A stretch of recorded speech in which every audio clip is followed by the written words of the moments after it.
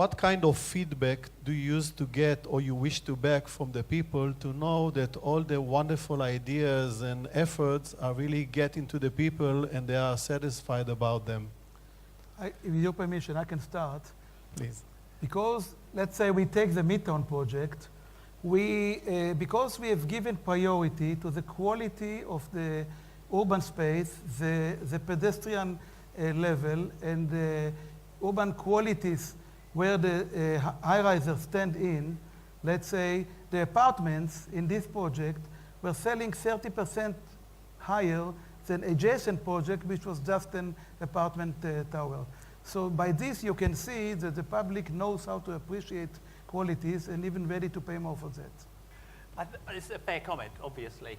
The other way of looking at it is that people speak with their feet in terms of if a place isn't working, people just don't go there.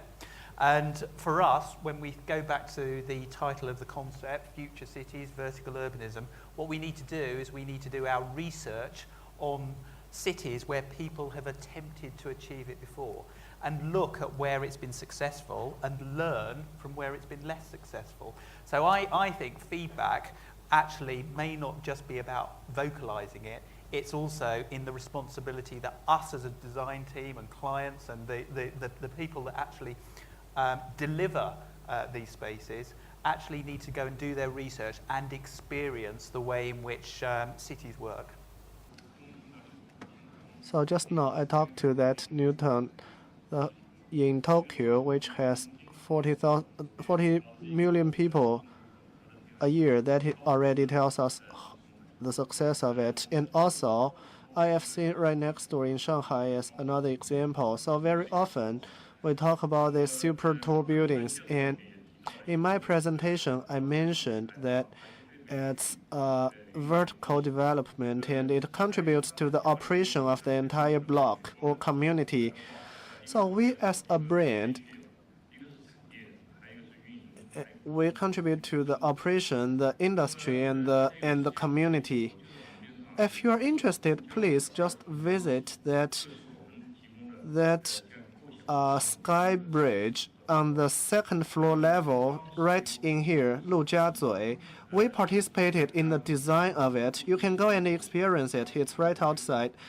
During the designing phase, many people doubted our idea. But actually now it's been built, and we can see that it provides great safety and convenience for people to walk between these different skyscrapers. And it becomes a tourist attraction. Many tourists come here to have a look. I've found each of the contributions about building new cities to be very provocative.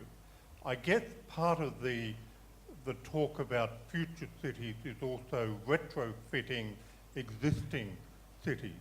And I wonder what ideas members of the panel might have in that with respect to retrofitting even some of the tall towers that have been built in Shanghai, where the connectivity, the community sense is perhaps lacking in part. And it's very interesting to see the sky bridge that I walked to the station yesterday to catch a train.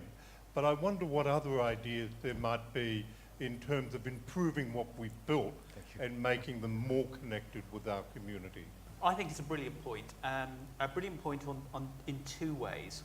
One is we have to work on the basis that buildings, the ability for buildings to refresh themselves, to reinvent themselves, to evolve as people evolve, I think is crucial. And there's two things to think about. One is the building stock that we have today, and making sure that we consider refurbishment and renovation rather than just going straight and defaulting to demolition and starting again. Because inevitably there are environmental benefits from that. There are program savings from a development perspective. So the idea of renewing is important. But what I think is also as important is when we design new buildings, we design with renovation in mind. And that, I think, was one of the slides I had was the car chassis. So if you think about a car, in theory, you should be able to strip its body panels off, take it back to its core chassis, assuming the engine and gearbox are okay, you can then put a new facade or a new shell on it. And the idea of designing for that to take place, and we saw it at the end of the last century with a high-tech approach, but what we need to be doing is thinking about adaptability, thinking about the core structure actually having a design life of hundreds of years, not 10 or 20 years, as crucial to the success of our cities in the future.